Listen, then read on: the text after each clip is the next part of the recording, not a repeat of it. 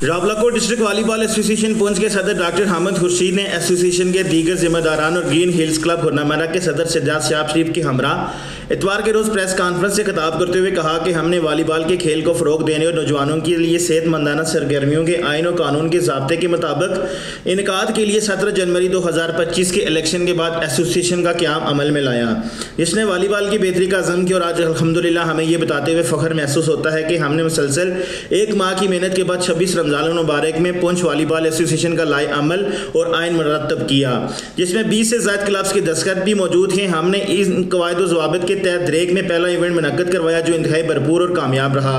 32 क्लबों ने अपनी भरपूर शिरकत करके ये साबित किया कि वॉलीबॉल का बहुत बड़ा टैलेंट हमारे पास मौजूद है। इसके अलावा हमने अंडर 20 ट्रायल्स मुनक्कद करवाए, जिसके लिए बाज़ाब्ता सिलेक्शन कमेटी भी मौजूद है। 130 से ज़ायद प्लेयर्स मेरिट की बुनियाद पर मुंतखब करते हुए एक बेहतरीन टीम पाकिस्तान रवाना की, जिन्होंने अपनी शानदार कारकर्दगी का मुजाहरा किया। हमने अपनी वेबसाइट पुंछ वॉलीबॉल एसोसिएशन.com के नाम से लॉन्च की। खेल के दौरान एक इंतहाई और एम जुस्त तस्वर के लिए रेफरी की तरबियत और तैयारी के लिए रेफरी कोर्सेज का इनकाद करवाया।